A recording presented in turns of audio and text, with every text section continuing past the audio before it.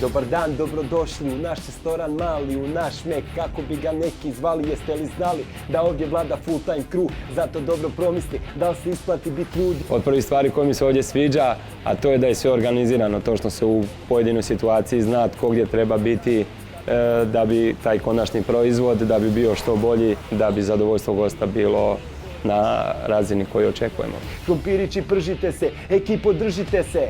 Ja sam Velimir Crljić, imam 32 godine i radim u McDonald'su, trenutno sam zaposlen na poziciji voditelja u restoranu. Dobro jutro, dobrodošli. Izvolite, nešto za popit možda. Inače sam ovako po prirodi dosta ambiciozna osoba, pa mi je važno da u životu napredujem, tako da mi svaki sljedeći dan bude bolji nego ovaj današnji. Kako na poslovnom, tako i na privatnom planu. To za ovdje želite? Isto tako u životu volim da je sve organizirano, da je sve na svom mjestu. Nekad čak znam i pretjerati pa kažu da sam previše pedantan, ali to je to volim. Ajmo, idemo lagano. Di ćemo? Hoćemo u park? Idemo u park? Ajde, idemo u park.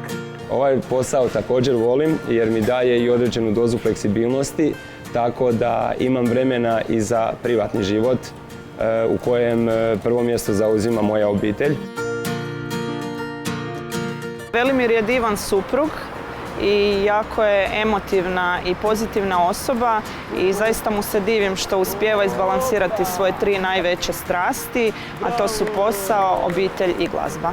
Bio sam tu i kad nisam imao kud, bio sam tu, imao sam težak put. Bavim se glazbom već 15-16 godina. Aktivan sam izvođač na hrvatskoj hip-hop demo sceni. Doma posjedujem jedan mali glazbeni studio u kojem nastaje moja glazba. Do sad sam izdao 3 demo albuma, snimio sam 5 spotova, hrpa nastupa po Hrvatskoj, po raznim klubovima. Svako mjesto koje pušta hip-hop, koje se bavi hip-hopom, mislim da sam posjetio do sada. Legendarna slavna, nijedna ulica odavna njoj nije ravna. Znači Velimira poznajem već nekih 12-13 godina. Upoznali smo se preko glazbe na jednom od koncerata, znači to nam je nekakva zajednička ljubav.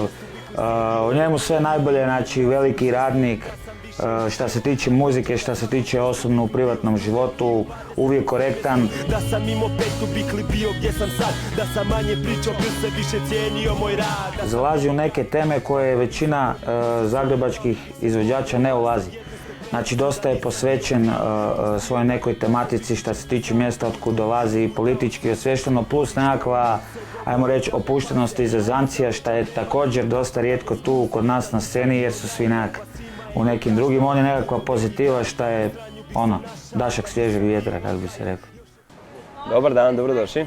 Izvolite. Dan se kreira prema poslu jer je posao prioritet, a kada završi s poslom, dođe kući, provodi vrijeme sa svojom djecom i sa mnom, kako bi ispunio neke emotivne vrijednosti u danu, napunio se s pozitivnom energijom na neki drugi način. Zaista se trudim aktivno sudjelovati u njihovom odgoju, u njihovim životima i da oni budu svjesni da me mogu uvijek imati u sebe. Jer samo taj me miris može u djetinjstvo vratiti, nema to... Nešto za popit možda? Treba naći neki balans, nekad nije uvijek to tako lako, nije, nekad zahtjeva to jedan dodatan trud. Izvolite, dobar tek vam želim, dođite nam opet, hvala vam lijepo, viđenja. Ali ako radite nešto što volite, ja onda mislim da ništa nije teško, da se onda za sve nađe vremena.